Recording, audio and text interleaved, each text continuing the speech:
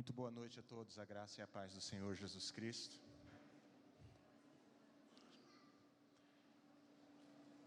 Hoje pela manhã nós demos sequência na história do Davi.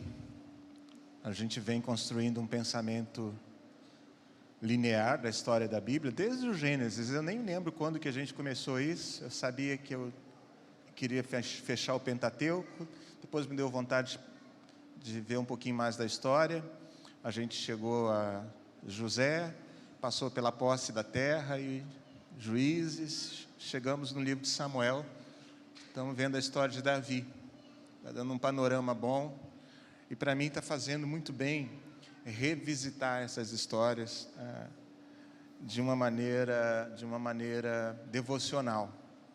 Na verdade, foi fruto do meu devocional de todo o ano, desse projeto pessoal de leitura da Bíblia. Escolhi fazer esse ano de maneira devocional e dividindo com a igreja o que eu ia absorvendo da palavra. Fez sentido para mim e eu continuei fazendo. A gente está em Samuel. No domingo passado, à noite, a gente leu uma introdução geral da história do Davi. Hoje, pela manhã, a gente releu o que para mim é a mais impactante história de Davi e Golias. Quando criança, ouvi muito dessa história na igreja. E ainda hoje ela fala comigo de maneira muito viva. Hoje eu quero visitar um cenário não tão confortável da história de Davi, aliás, nada confortável da história de Davi, mas um dos ícones da história de Davi, o seu relacionamento com Betseba. Na ocasião, Davi já é rei, já está estabelecido, está no segundo livro de Samuel, mas antes nós vamos nos Salmos. E manipula, cobiça, usurpa, entre tantos pecados que Davi cometeu, adultério é um deles. Talvez dentro da igreja, moralmente, que mais fere a gente, mas tantos outros graves nesse pacotão de loucuras que Davi cometeu nessa história. E eu vou visitar esse tempo com você na esperança de que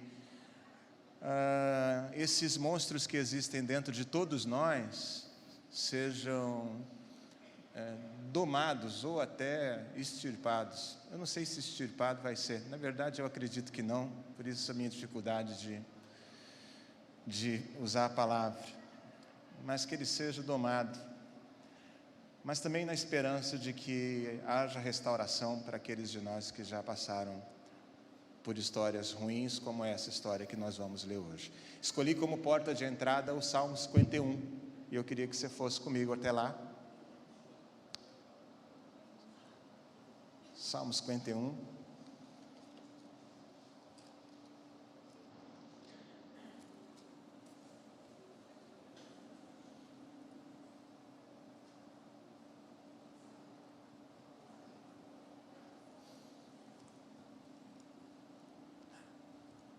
Na Bíblia que a gente projeta ali, embaixo do Salmo 51 não tem escrito nada, tá vendo? Na sua tem título aí? Escrito assim, mas tudo digital, não tem nada, tem? No seu tem? Para o mestre de música, só? Arrependimento e perdão, na linguagem de hoje. Já o são? Tudo Bíblia eletrônica isso aqui.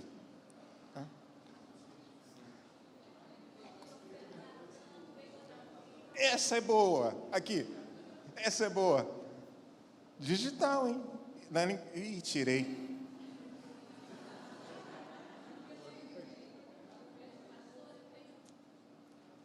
Ih!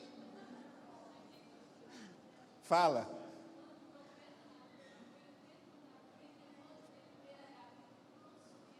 O que é isso? É Bíblia de papel, irmã? Eu falo. A de Gelson também tem isso, né, Gelson? Vai lá. Vai sair de novo, peraí. Salmo de Davi, ao regente do coro, como diz a de Marcela. Escrito depois que o profeta Natã falou com Davi a respeito do pecado que este havia cometido com Betseba. É digital, mas é de papel, a dele é boa. Eu vi um filme essa semana, eu já não me lembro qual é o filme. Você vê como é que eu tenho uma memória boa. O cara mata um inseto com um livro, em cima de uma bancada, ele está segurando um livro, ele mata o inseto, pá! Aí fala assim, quero ver fazer isso com um tablet. Eu sou adepto ainda de um livro de papel, mas eles estão chegando lá, já achamos uma Bíblia que tem o mesmo comentário. Para o mestre de música, para o mestre do coro, Salmo de Davi, escrito quando o profeta falar com Davi, depois que este cometeu o adultério com Betseba. Em outras palavras, o que a gente está prestes a ler é o coração de Davi num dos que eu elenco ser os piores momentos da sua vida. Numa porta que ele abre e que cria um cenário terrível, terrível. O que a gente está prestes a ler é o coração de alguém, a expressão do coração de alguém, é a alma de alguém que viveu o pior momento da história.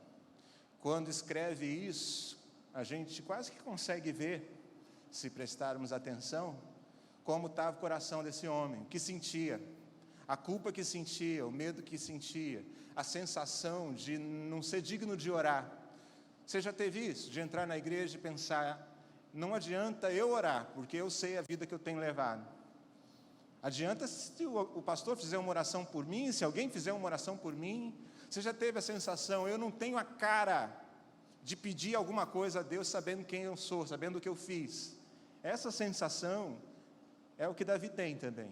Esse é o sentimento dele, você vai ver comigo enquanto a gente lê essa história. Olha como é que começa. Tem misericórdia de mim, ó Deus.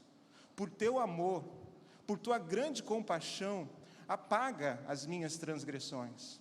Lava-me de toda a minha culpa e purifica-me do meu pecado, pois eu mesmo reconheço as minhas transgressões. Ele está dizendo, ninguém precisa me falar. Não é se alguém me aponta o dedo ou não. Até o Natan chegar nele, que a gente vai ver a história, ele está meio que adormecido. Mas agora ele está dizendo, ninguém mais precisa falar. Aliás, quanto mais silêncio numa hora dessa é pior, porque eu vou me confrontando no silêncio. Enquanto a gente está no culto e alguém fala, enquanto toca música, enquanto tem louvor, a gente vai junto, que vai preenchendo. Enquanto tem jogo na televisão, passa. Mas quando fecha a porta do quarto, esse aqui que o Davi falou, ninguém precisa me falar nada, eu reconheço as minhas transgressões, eu percebo, e o meu pecado sempre me persegue, essa sensação. A gente consegue ver a alma de Davi transparente aqui. Olha, transparente não, transparecendo. É aqui, ó. E é a minha e a sua alma, tantas vezes. Davi está sendo expressão do meu coração e do seu coração tantas vezes.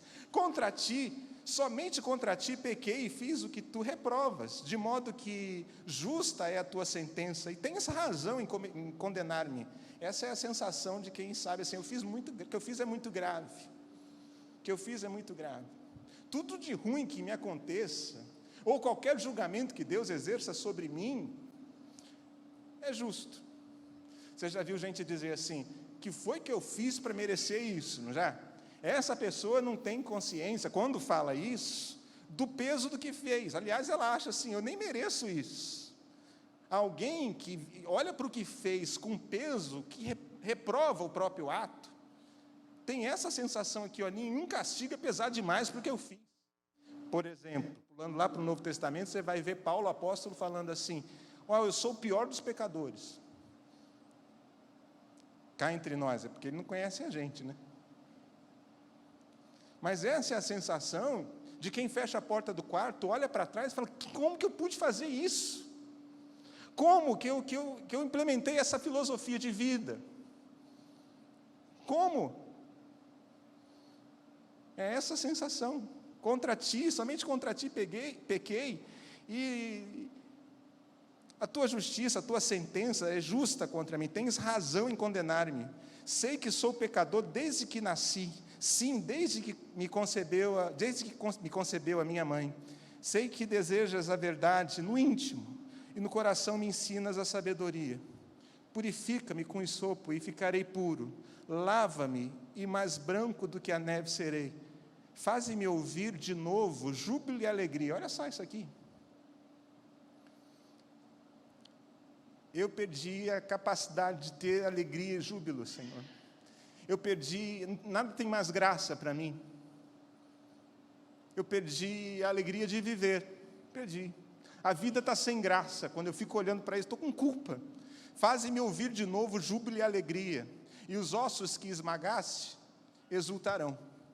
Esconde o rosto dos meus pecados e apaga as minhas iniquidades. Cria em mim um coração puro, ó Deus, e renova dentro em mim um espírito estável. Não me expulses da tua presença. Olha aí o sentimento de que a gente vem para a igreja e não pode, Deus não vai me entender.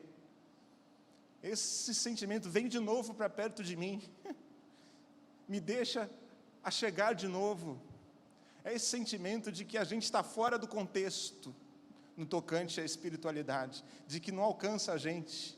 Não me expulse da tua presença, nem tires de mim o teu Espírito Santo, o teu Santo Espírito, melhor dizendo. Devolve-me a alegria da tua salvação e sustenta-me com um espírito pronto a obedecer. Então, ensinarei os teus caminhos aos transgressores. Isso aqui é lindo demais. Ele está falando assim, olha, resgata em mim a alegria que eu perdi.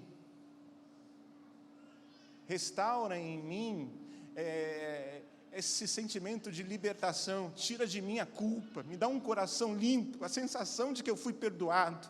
E se o Senhor fizer isso, ou quando o Senhor fizer isso, eu vou poder ensinar aos outros que Deus faz essas coisas com gente como eu.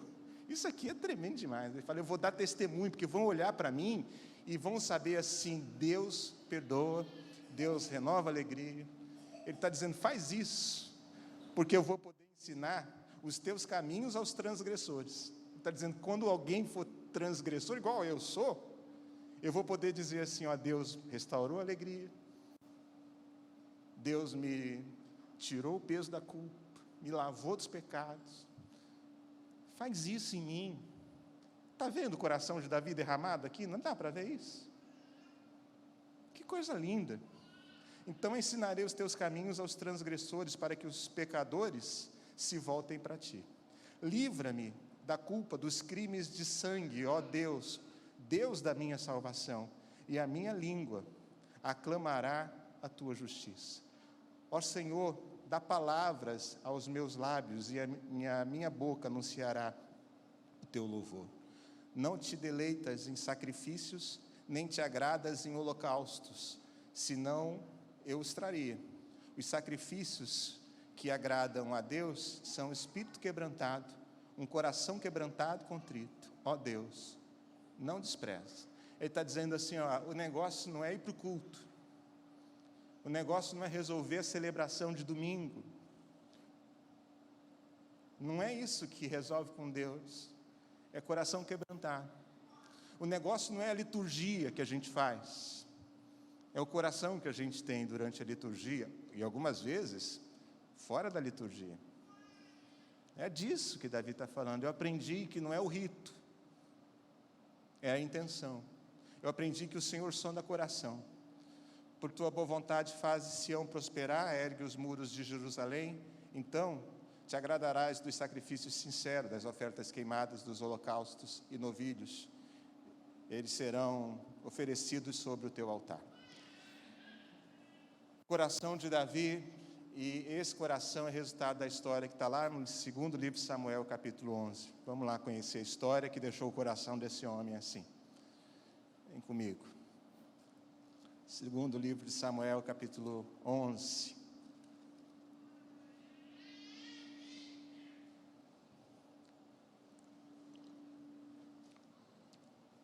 O moço Davi, que a gente viu de manhã e que derrubou gigantes, agora é rei. Tem seu reino estabelecido, tem um exército forte em suas mãos, tem sua imagem bem consolidada, tanto na sua própria nação como nas nações ao redor. E na primavera, época em que os reis saíam para a guerra, Davi enviou para a batalha Joabe com seus oficiais e todo o exército de Israel. E eles derrotaram os amonitas e cercaram Rabá, mas Davi permaneceu em Jerusalém. Uma tarde, Davi levantou-se da cama e foi passear pelo terraço do palácio. Do terraço viu uma mulher muito bonita, tomando banho, e mandou alguém procurar saber quem era. Disseram-lhe: é Betseba, filha de Eliã e mulher de Urias, o hitita. Davi mandou que a trouxessem, se deitou com ela, que havia acabado de se purificar da sua impureza da menstruação. Depois voltou para casa. A mulher engravidou e mandou um recado para Davi, dizendo que estava grávida. Em face disso, Davi mandou esta mensagem a Joabe: envia-me Urias, o hitita, é o marido dela. Quando Urias chegou, Davi perguntou-lhe como estão Joabe, os soldados, e como estava indo a guerra. E lhe disse: vá descansar um pouco em sua casa. Urias saiu do palácio e logo lhe foi mandado um presente da parte do rei. Mas Urias dormiu na entrada do palácio, onde dormiam os guardas do seu senhor, e não foi para casa. Davi pensa na trama dele, que vai resolver a gravidez de Betseba. A Bíblia é cheia de detalhes aqui, né? Ela dá, assim, período de fertilidade da mulher, por exemplo, né? Fala assim, um pouco depois de ovular, correu o ciclo natural, a expressão usada, depois de purificar-se da sua menstruação, está dizendo para nós assim, estava fértil, e o cara não sabia. Dormiu com ela, pensou que ia ser uma tarde de prazer só. Pensou que ia ser um dia de aventuras só. Na agenda de Davi era esse o plano. Algum tempo depois, a Betseba anuncia que está grávida, ele pensa, vou chamar Urias. O marido dela vem, está na guerra. Já falei para vocês, né? Só homem barbado. Homem em guerra não faz unha, não tira cutícula. Não faz. Não tem. A minha geração, a geração do meu pai, por exemplo, homem não usava arquinho. Na minha geração, homem usa arquinho. Prende aqui, ó. Você consegue imaginar um soldado de Davi com arquinho? Vamos para a batalha. Vamos para a batalha. Você consegue? Não dá, os caras são brabo. E Davi pensa assim, esse cara está na seca.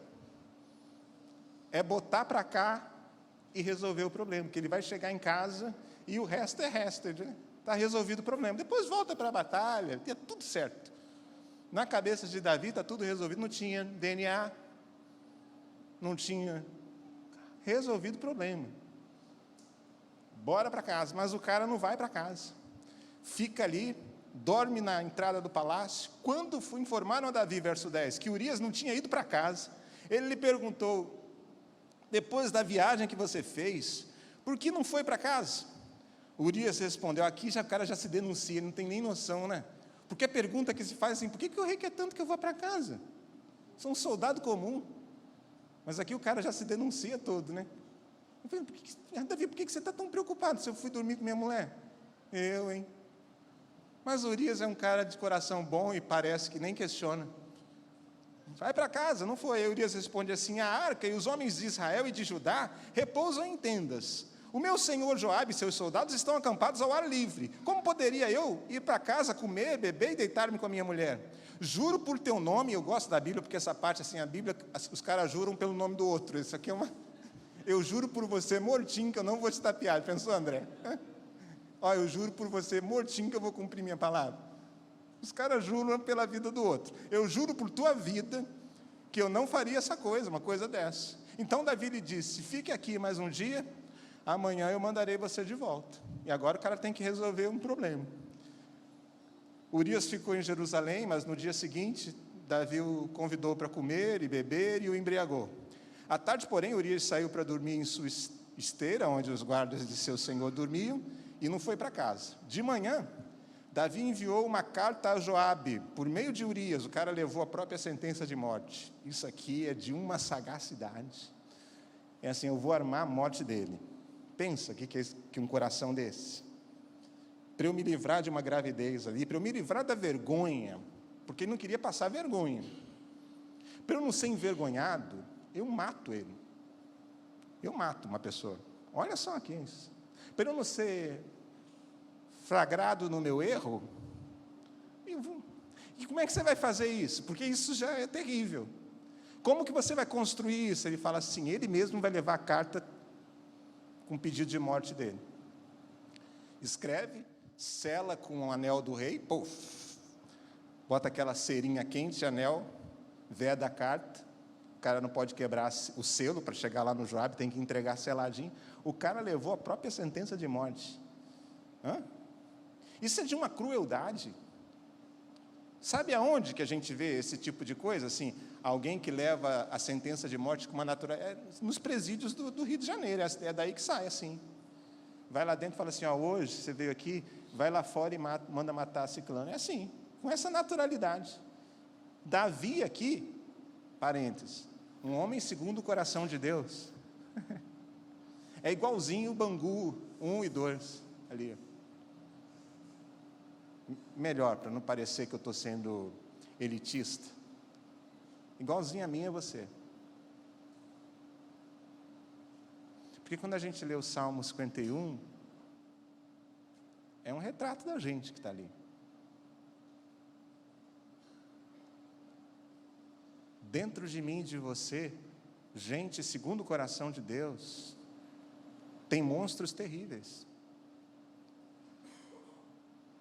Que eu oro para Deus que não fuja, porque eu não sei onde é que vai parar um desses. Você está entendendo o que está aqui? E ele manda a carta na mão de Urias, entrega para o Joabe. Nela escreveu, verso 15: ponha Urias na linha de frente e deixe-o onde o combate estiver mais violento para que seja ferido e morra. Não está nem em meias palavras. Porque ele podia parar nessa partezinha assim, ponha ele na frente onde o combate é quente. O resto ia acontecer. Mas ele escreve tudinho para que ele seja ferido e morra. Bota lá para morrer. Quando os homens da cidade saíram e lutaram, verso 17, contra Joabe, alguns dos oficiais da guarda de Davi morreram. E morreu também Urias, ou seja, para matar Urias, foi mais um monte no pacote. Morreram os oficiais de Davi. Tudo para o rei não ser envergonhado. É só isso aqui que está acontecendo. Está entendendo o que é? O adultério já ficou pequeno, concorda comigo? Que é uma coisa terrível. Ficou pequeno, concorda comigo ou não? Cá entre nós, era para a gente chegar para o Davi no nosso meio e falar assim, cara, por que você não falou isso lá? Não parou isso lá no início? Ia ser terrível, mas a gente levantava e seguia a vida. Por que você foi? Foi. Por quê? Tem um filme que o Mauro me indicou há muitos anos atrás, eu não vou lembrar o nome, mas é o Denzel Washington, que vai tentando resolver um problema que ele arranjou, e mais outro, e mais outros. Por um triz. Você é bom de memória demais, hein? Por um triz. Ele arranja um problema, é Davi purinho. E vai outro, e vai outro, e vai outro, só vai se enrolando. No final ele se dá bem, né? Então não é Davi, não, é Denzel Washington mesmo.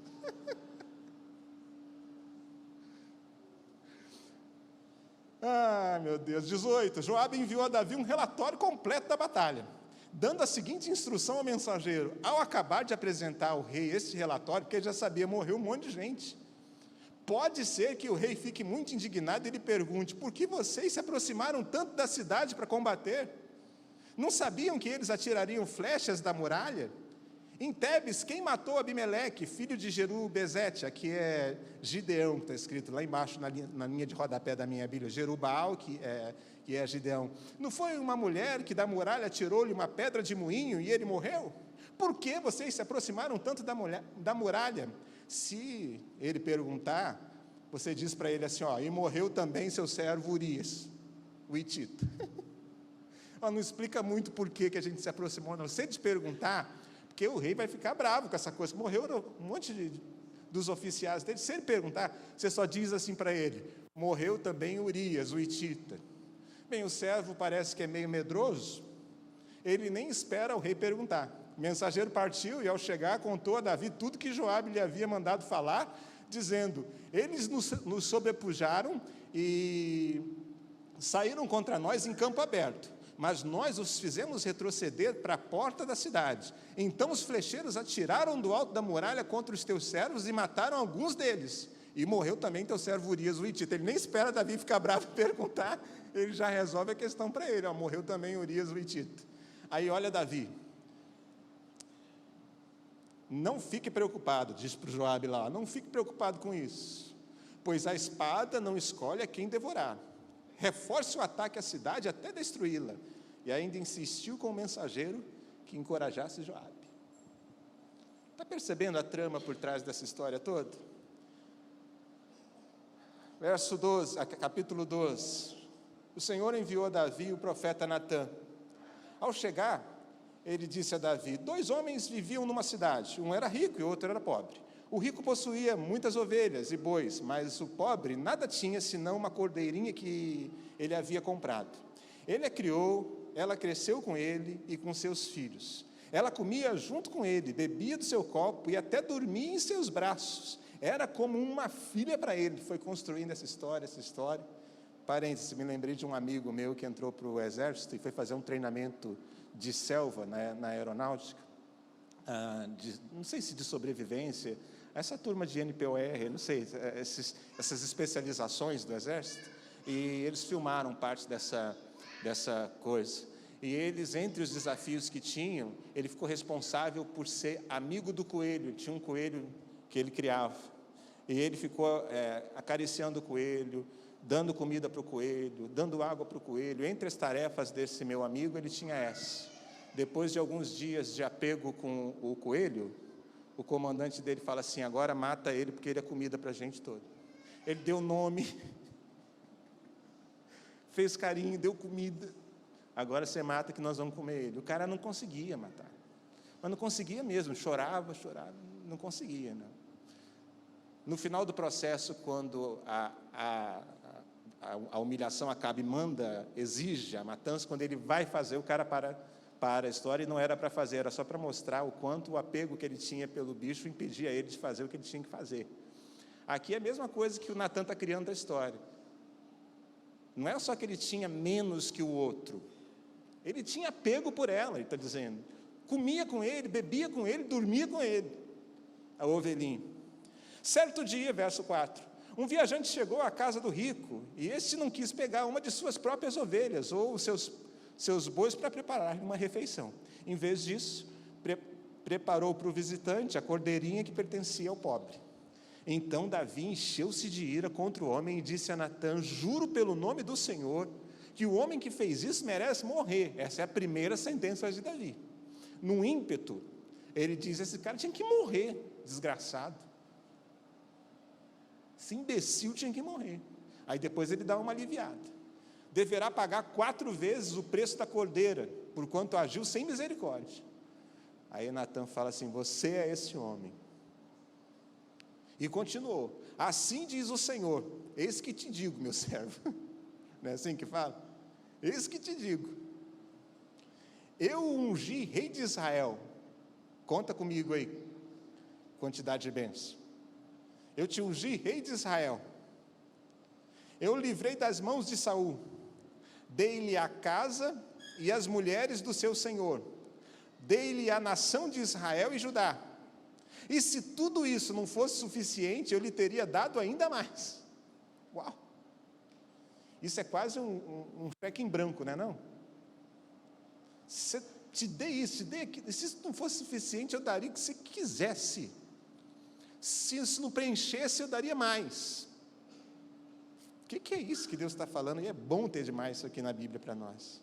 Por que você desprezou a palavra do Senhor, fazendo o que ele reprova? Você matou Urias, o hitita, com a espada dos amonitas e ficou com a mulher dele. Por isso, a espada nunca se afastará da sua família, pois você me desprezou e tomou a mulher de Urias, o hitita, para ser sua mulher. Assim diz o Senhor: de sua própria família trarei desgraça sobre você.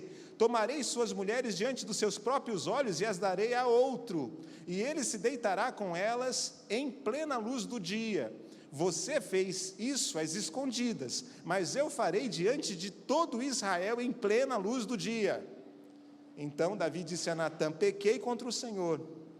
E Natã respondeu: o Senhor perdoou o seu pecado. Você não morrerá. Entretanto, uma vez que você insultou o Senhor, o menino morrerá. E depois que Natã foi para casa, o Senhor fez adoecer o filho que a mulher de Urias dera a Davi, e Davi implorou a Deus em favor da criança. Ele jejuou e, entrando em casa, passou a noite deitado no chão. Os oficiais do palácio tentaram fazê-lo levantar-se do chão, mas ele não quis. Ele recusou comer. 7 dias depois, a criança morreu. Os conselheiros de Davi ficaram com medo de dizer-lhe que a criança estava morta e comentaram: enquanto a criança ainda estava viva, falamos com ele e ele não quis escutar-nos. Como vamos dizer-lhe que a criança morreu? Ele poderá cometer alguma loucura. Davi, percebendo que seus conselheiros cochichavam entre si, compreendeu que a criança estava morta e perguntou: a criança morreu? Sim, morreu, responderam. Então Davi levantou-se do chão, lavou-se, perfumou-se, trocou de roupa, depois entrou no santuário do Senhor e o adorou. Voltou para o palácio, pediu que lhe preparasse alguma refeição, depois comeu. Essa é a história que resultou naquele salmo que a gente leu. Essa é a história que fez com que o coração do Davi ficasse exposto daquela maneira. E eu tirei algumas lições para nós aqui, porque se você e eu quisermos um ícone de gente como o coração de Deus, esse ícone é dado por nós na Bíblia como Davi. Tem por nome Davi, homem segundo o meu coração. Achei Davi, homem segundo o meu coração. Tem certeza, Senhor? Ele diz: tem certeza, é ele.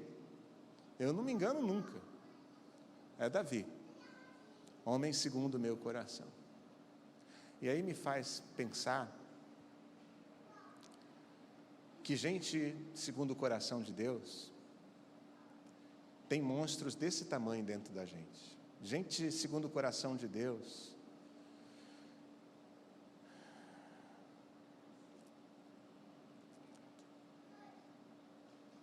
tem esse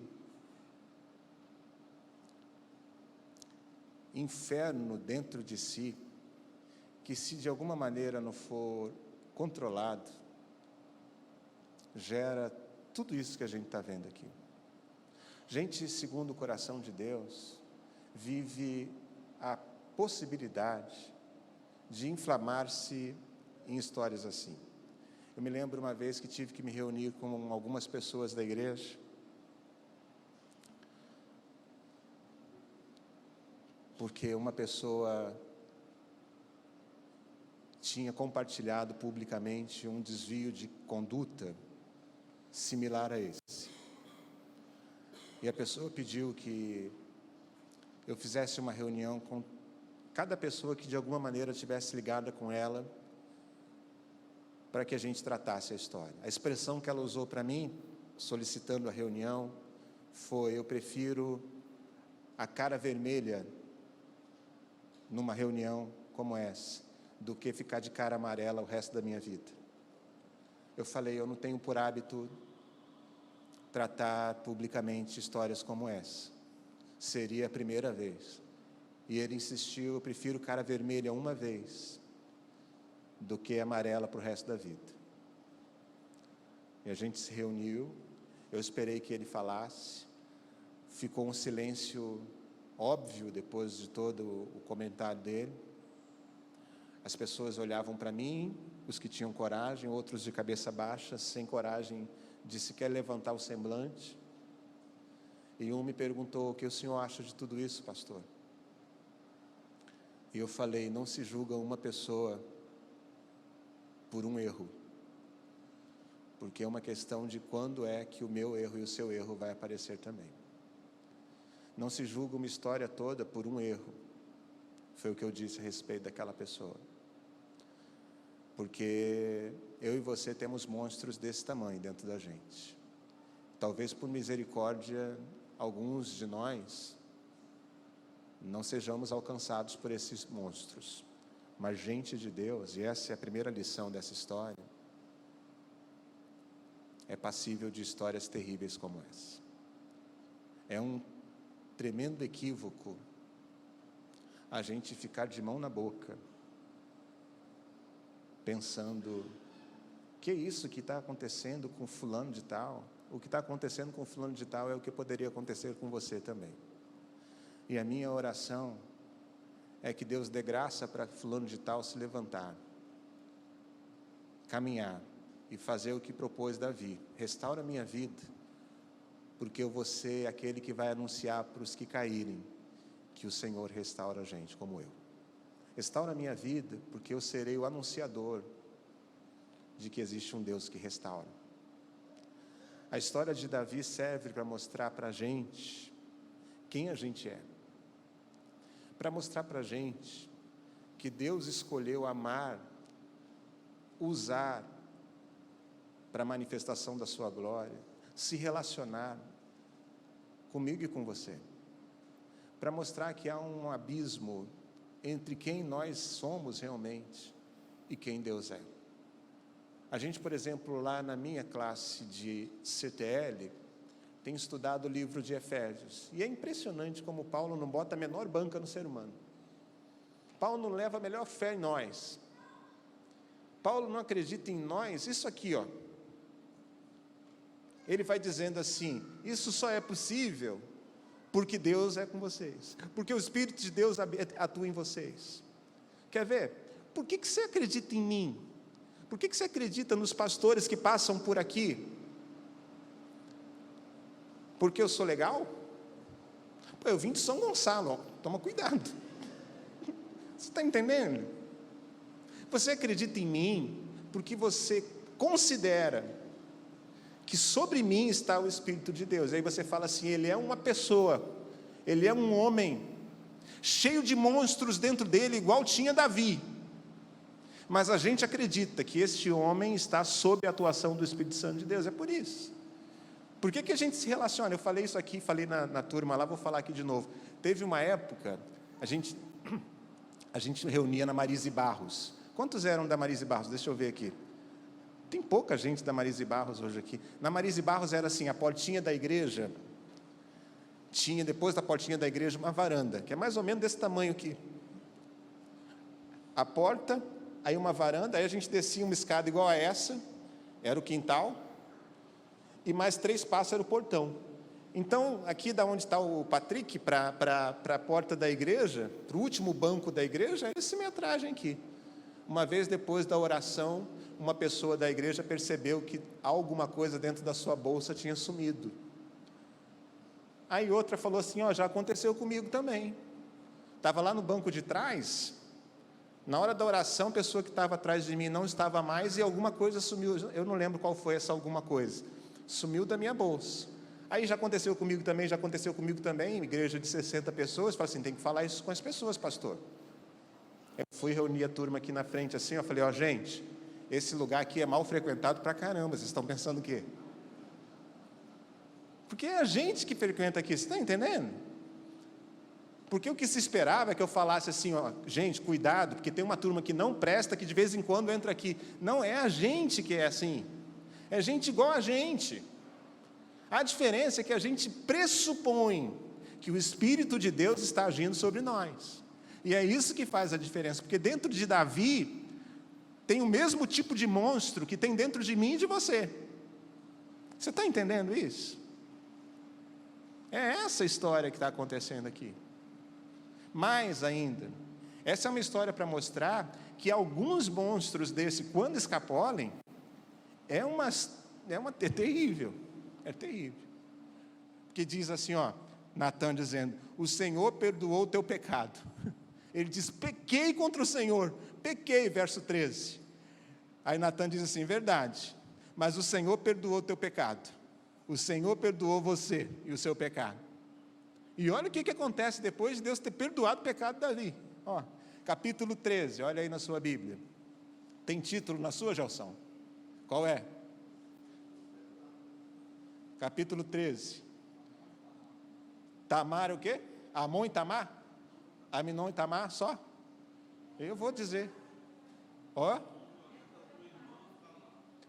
De Clauber. Amnon violenta sua irmã Tamar. Filhos de Davi, meia irmã, tá bom? Meia irmã. Família do Davi, hein? Olha o que acontece. Lembra aqui, ó. A espada não vai se afastar da sua casa. Você fez as escondidas. Eu vou fazer acontecer à luz do dia, diante dos olhos de Israel. Ó, um filho violenta a irmã, meia-irmã. Verso 19, eu não vou nem ler, capítulo 13, tem muita criança no recinto, não vou nem ler. Depois você lê em casa, se você tiver coragem.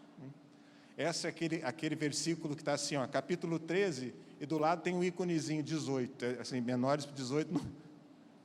É esse aí. Aminon ficou angustiado, verso 2, ao ponto de adoecer por causa de sua meia-irmã Tamar. Apaixonou-se por ela. Violenta a irmã. O irmão de sangue dela, Absalão, falou assim, eu vou matar esse desgraçado. Eu vou matar esse desgraçado que tocou na minha irmã dele. Filho de uma égua. Eu mato esse desgraçado. E ele mata mesmo. Aliás, ele manda primeiro lá falar com o rei, verso 22 do capítulo 13. Absalão fica fulo da vida, o rei sabe do que aconteceu. Ao saber de tudo isso, o rei Davi ficou indignado. Olha só. Não agiu mais do que isso. O que você fez, Davi, quando você soube que seu filho violentou sua filha? O que você fez nessa hora? Ele falou, fiquei muito chateado. O que mais que ele vai fazer? Ele tem telhado de vidro, concorda comigo? Ele vai sentar com o filho e vai falar assim, vem cá que eu tenho uma coisa para conversar com você. Coisa de cunho moral. Aí o filho vai falar assim, você? Chama outro, chama o Joabe. Você vai me dar lição de moral, você está brincando comigo.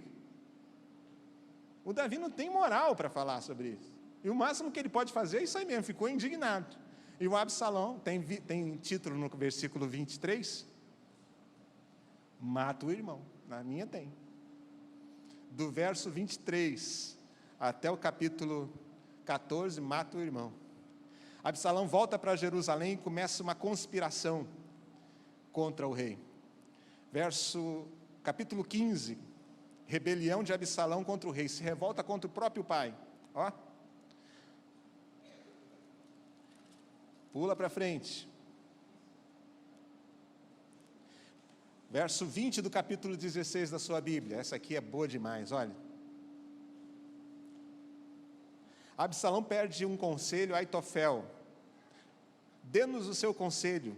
O que eu devo fazer nesse contexto todo em que eu quero tirar meu pai do trono, quero destroná-lo, quero pegar a liderança disso para mim? O Aitofel respondeu assim, ó, aconselho que tenhas relações com as concubinas do teu pai, que ele deixou para tomar conta do palácio. Então todo Israel ficará sabendo que te tornastes repugnante para o teu pai, e todos que estão contigo se encherão de coragem, e assim armaram uma tenda no terraço do palácio para Absalão, e ele teve relações com as concubinas de seu pai, à vista de todo Israel. De todo Israel. Pensa. Os caras armam um exército, preparam tudo e falam assim, nós vamos te defender, rei. Nada de conspiração contra ti. E o Joabe, aquele mesmo lá do Urias, lidera um exército e a turma persegue Absalão, capítulo 18 da sua Bíblia, do segundo livro de Samuel, e o Absalão vai correndo, ele era cabeludo, estava num cavalo. Nessa fuga, os cabelos dele ficam presos num galho, o cavalo segue, ele fica preso pelo cabelo. Aí um soldado volta lá para o Joabe e fala assim, ó, Absalão está preso pelos cabelos, devia usar aquele, como é que é o nome daquele cabelo que... Dread,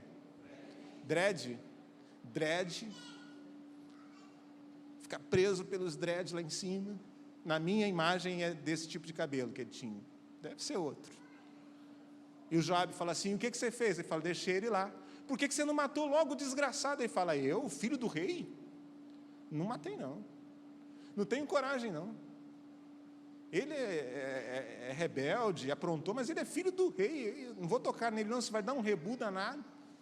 E o Joabe vai lá e mata o filho do rei, acaba com ele, e vai contar para o Davi, que mataram o filho de Davi.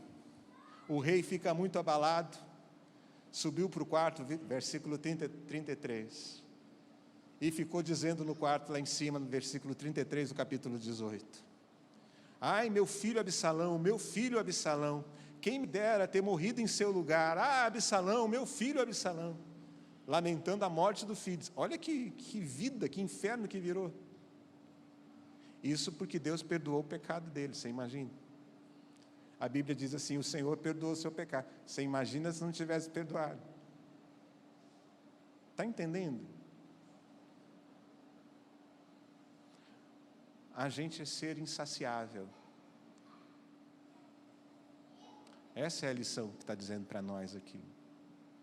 Davi, o que te faltava para você entrar nisso?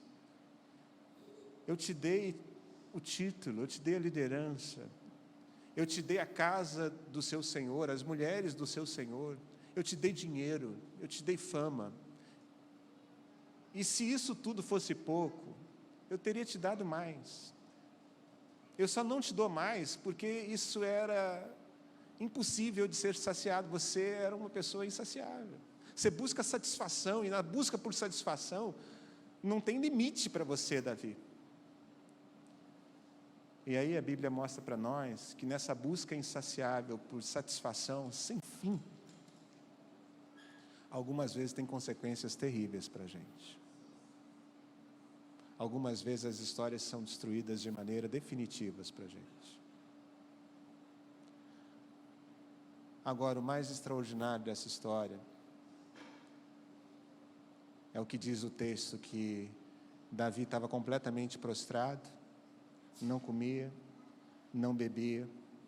O coração dele é aquele do Salmo 51. E uma hora as pessoas olham para ele e dizem assim, olha, não tem como dar mais uma notícia ruim, porque está com a vida tão destruída, está emocionalmente tão destruído, porque uma notícia ruim a mais, a gente tem medo que ele faça uma loucura. É melhor a gente ir tapeando, porque ele não tem estrutura para aguentar mais uma. Essa era a avaliação das pessoas que estavam ao redor de Davi. Ele está tão emocionalmente arrebentado, que ele não tem estrutura para aguentar a verdade de que o filho morreu. Mas Davi faz a leitura de que o filho morreu, Davi faz a percepção de que aquilo tinha acontecido, e ele pergunta assim, a criança morreu, né? É sobre isso que vocês estão cochichando. Os caras ficam meio sem saída e dizem, a criança morreu. Aí a Bíblia diz assim, Davi então levantou-se, fez a barba, tomou banho, trocou de roupa, foi para o templo, adorou o Senhor, voltou para casa e comeu uma refeição. Sabe qual é o contexto disso aqui? É que gente de Deus cai. Gente de Deus se arrebenta. Gente de Deus abre caixas que não eram para abrir, portas que não eram para abrir. Passa por tudo isso aqui. Cai. Mas gente de Deus não fica caído para sempre. Essa é a lição disso aqui. Gente como eu e você corre risco de muitas vezes passar por aquela porta de vidro com a sensação de que Deus não vai ouvir a minha oração, eu não sou digno da presença dEle. Gente como eu e você corre risco de perdermos, ou de perder, a alegria da vida. Essa é a oração dele, Deus, eu perdi o prazer de viver, a vida não tem mais graça, é isso que ele está dizendo. Gente como eu e você corre risco de vir para reuniões como essa, que a gente faz toda semana, com a sensação vazia, olhando para o lado e percebendo, ciclano se manifestou como se estivesse sentindo Deus, eu vi mais um ou dois levantando a mão, eu vi gente alegre, eu perdi a alegria da salvação. Corre risco. Com certeza, na nossa caminhada, nós vamos enfrentar essa realidade nesse mesmo lugar que a gente está reunido. Mas com certeza, com toda certeza, graças a Deus, nesse mesmo lugar nós vamos ver essas pessoas levantadas por Deus para a glória do Senhor. Aqui não é o lugar de gente que Deus já resolveu tudo. Aqui é o lugar de gente que tem monstros dentro de si, mas que está sob a atuação do Espírito Santo de Deus.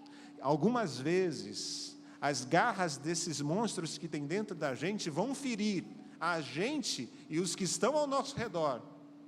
mas pela graça de Deus, aqui é a representação de um reino de restauração de gente como a gente. É aqui. É aqui onde a gente acredita que Deus pega a gente como Davi, sem percepção de presença de Deus, sem sentir Deus, sem alegria no coração, com um peso de culpa enorme. Deus vai lá no fundo, acolhe, resgata e diz: eu sei tudo que você fez, e eu vou te levantar para a gente caminhar junto uma vez. Então tudo que eu fiz não vai ter consequência nenhuma? Não, vai ter consequências terríveis, pesadíssimas, e que muito provavelmente, se eu não estivesse ao seu lado enquanto elas aconteciam, você morreria. Mas enquanto as consequências acontecem, eu vou estar com você. Eu me lembro uma vez que eu sempre fui muito molengão para briga, viu, de rua. Eu fui. Agora eu não sou mais não.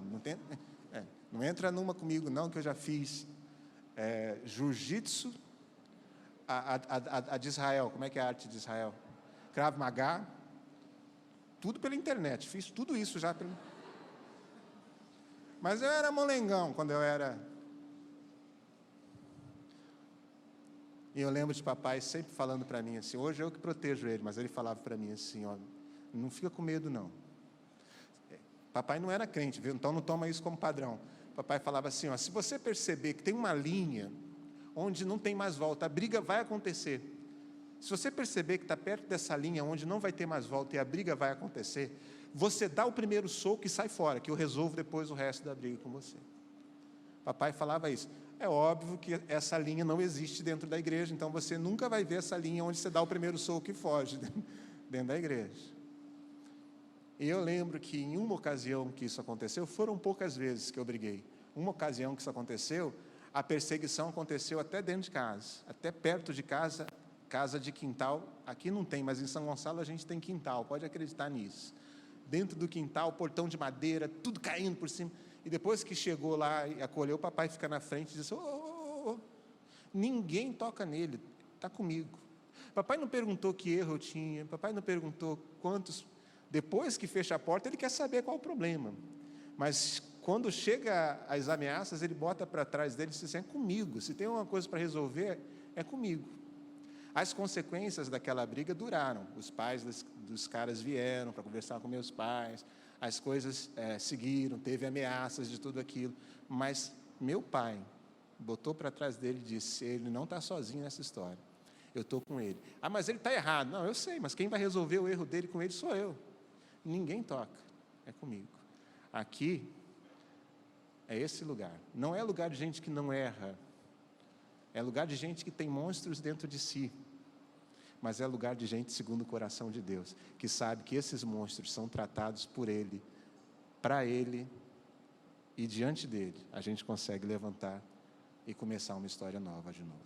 A história de Davi é terrível, das mais terríveis que tem. Já disse para você em outro encontro, que fosse eu a escrever a biografia dele, essa aqui estava apagada. Se fosse eu vinculado a ele, eu dizia assim, amigão, essa aqui é a história da nossa família, não vão mencionar isso não. Fôssemos nós, nas nossas famílias, faríamos jantares e almoços, como a gente faz em reuniões de família, e recomendações antes do almoço. Não vamos tocar naquele assunto não, hein? Recomendação para os filhos, não pergunta sobre tia fulana e tia ciclana não, hein? Não é assim que a gente faz? Mas a Bíblia bota aqui, mas bota aqui para que eu e você soubéssemos que histórias terríveis como essa, de gente como Davi, tem restauração diante do Senhor dos Senhores. A graça e a misericórdia de Deus, ela não serve para pôr panos quentes na história, ao contrário, Deus vai expondo a ferida, vai abrindo portas que eu fecharia, vai mostrando detalhes. Davi deu a carta da sentença de morte do cara que ele escreveu, são detalhes sólidos para mostrar, olha quem é esse cara quando ele se desvia de mim, mas é também para mostrar, olha quem é esse cara quando ele se aproxima de mim de novo. É Davi, alcançado e restaurado pelo Senhor. Isso quer dizer que esse sentimento de inadequação diante de Deus, falta de alegria, culpa que você tem, pode terminar tudo hoje, botando diante do altar do Senhor sua vida, dizendo: Senhor, eu também sou desse, eu também sou dessa, os meus monstros também escaparam. Eu sei que o Senhor me deu tanta coisa, mas o problema está comigo, não está com o Senhor. Eu é que sou insaciável. Cria em mim um coração puro, renova de novo em mim a alegria da tua salvação. Restaura, Senhor, a aliança que um dia a gente teve. A história de Davi é uma porta que Deus abre para dizer assim: gente como ele foi acolhida. É Deus dizendo: eu vou acolher você também. Eu não deixo para trás aqueles que ficam caídos. Gente que anda comigo cai, e cai às vezes feio, se arrebenta, mas eu nunca deixo os meus caídos pelo caminho. Eu volto, resgato e restauro. Eu creio nisso, e espero que isso ajude você a ter coragem para dizer: cria em mim, ó Deus, coração semelhante. Restaura a minha história também. Óbvio que eu não vou fazer isso publicamente, porque caímos em 2 erros: a exposição pública e o fingimento. Os que iam ter coragem de se expor publicamente, e os que não iam se expor publicamente fingindo que não tem nada. Mas eu não gostaria que você fosse para casa hoje sem de fato abrir o coração e dizer: Senhor, eu também preciso de oração semelhante à de Davi. Também quero ser livre da culpa. Quero ter minha alegria de viver restaurada. Quero ter de novo a percepção da tua presença, me sentir tua, me sentir teu. Restaura a nossa aliança, restaura a nossa caminhada. Eu gosto muito dessa cena e eu espero que ela tome lugar no teu coração, do Davi se levantando e voltando para a vida. Faz a barba, toma banho, se perfuma, cultua, come e volta para viver. Hoje a minha oração e o meu convite é que você volte para a vida. Não volte sozinho, volta com Deus, mas volta para a vida, Davi. O Senhor é contigo. Nós vamos cantar, depois eu vou orar com a igreja toda. Queria que o ministério estivesse aqui à frente comigo, e depois eu vou orar com você. Vamos orar juntos?